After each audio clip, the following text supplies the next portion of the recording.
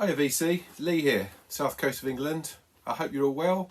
I've seen a few videos recently around favourite covers. So I saw one by Chris at TheLongcut and Rob Walker sharing their favourite covers, and this is something that's always been a big part of my passion for collecting, is the artwork. And so I thought I'd jump on the bandwagon and share some of my favourite covers in my collection. I've got 10 to share with you. Yeah, as I said, I started life as an art student with the intention of going into graphic design, and ended up as a project manager in construction. Go figure. But as I said, I've always loved it. It's a big part of the package for me. So yeah, I've picked out 10. I hope it won't be a long video. I'm just going to whip through them and share my favourites ones with you. So starting with, oh, and I'll just add that they're not all illustrated. Most of them are illustrated, but there's some that have got photographs. So I've got a mixed bag. So like Rob's, they're not all illustration, but it's a mixed bag. So yeah, let's go with it. Starting with this one, which is Lemon Jelly's Lost Horizon. It's actually illustrated by Fred Deakin, who's one of the artists in this duo. Again, I'll say as part of the context of my video is that these aren't necessarily my favourite albums musically, but in terms of their design ethic, these are some of my favourites. So yeah, this isn't a terrific album. It's okay. It's kind of like comedy, electronica. So it's not one I reach for, but artwork wise, it's absolutely beautiful, and you can see that the spine really sticks out in the racks. Does it go inside as well? Yeah, so there's an extension inside, but yeah, he did all the artwork for their releases. I think he's still releasing as a solo artist, but yeah, love that one. Beautiful use of colour. So that's my first one, Lemon Jelly. Second one is this Kraftwek album, which is the UK version of Ralph and Florian. It's not credited, but it's rumoured to be by Barney Bubbles, a UK designer who did a lot of other album cover designs in the 70s, including artists, checks notes, such as Hawkwind, Devo, Elvis Costello and Nick Lowe. So yeah, I know the international cover has got a slightly different variation, but this has got a lovely sort of early 70s microchip computer look, which is in keeping with the sound of the group. So yeah, this is my OG press. Yeah, really sort of artwork that sticks out. My third choice into the 90s is Stereolab. This is their Sound Dust album. This one, you can't see it very well in the picture, but it's a Hessian cover. Limited edition. It was numbered, I think, inside. You can see there, I think it's 1200. So screen printed onto Hessian. It's absolutely beautiful to the feel, and it's designed by Julian House from the group, some of you may know, Belby Polly on the Ghostbox label. He's done a lot of the designs for the Ghostbox label, but he did this one for Stereolab. Quite a simple design, but very striking, and artwork wise, again, not their best album, I wouldn't have said, but this is my favourite cover of theirs. So yeah, Stereolab, Sound Dust.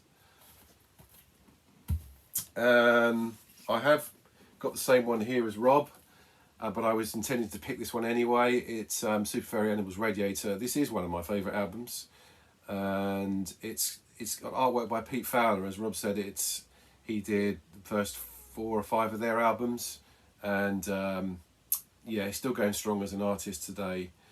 I don't think he does so many album covers, but yeah, really distinctive style, and yeah, definitely the ticket for me. Next one, going into a bit of a hip hop realm, it's the RZA, or the RZA, member of the Wu-Tang Clan. Again, this is his Bobby Digital album, aka Bobby Digital.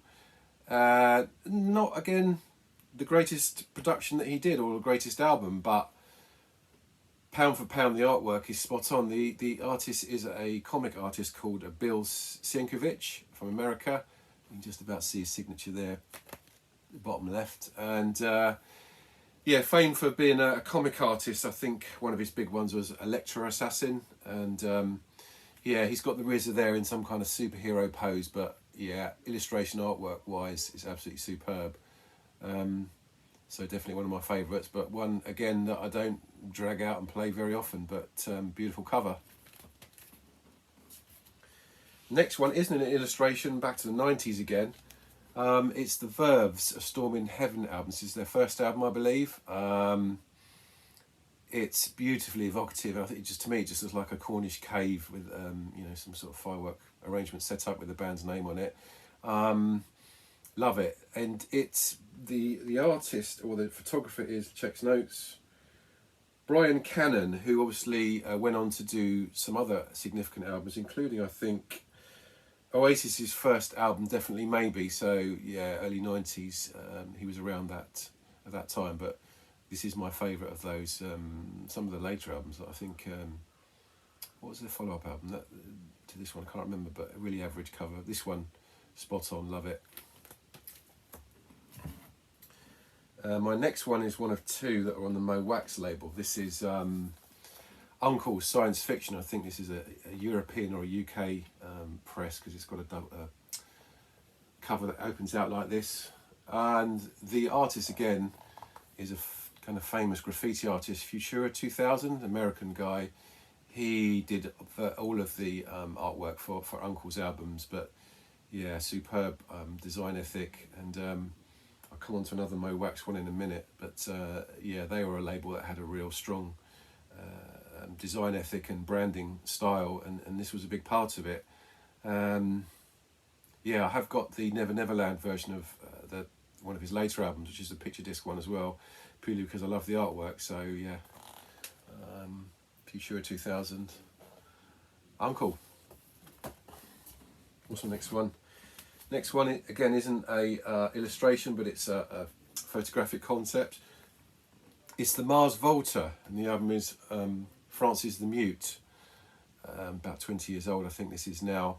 Again, not one that I'll drag out and play very often. Again, as you'll know, there's kind of prog madness. It's all over the place musically, but very distinctive cover again. I think this is done by Storm Thorgerson, who was obviously a part of the Hypnosis camp, obviously famous for the big Pink Floyd cover, but yeah, really distinctive cover, this one, and again one that is one of my favourites in the collection. So yeah, I think he did a few of their early covers. Yeah, Mars Volta, very distinctive, love it. My penultimate one is again a Mo Wax album. It's one of their compilations, Heads, which are a selection of their early releases. Yeah, as I said, really strong design ethic, and this one I believe was designed by 3D from Massive Attack. I think he did a couple for Mo Wax as well. So not only was he an artist in his own right, he designed and painted.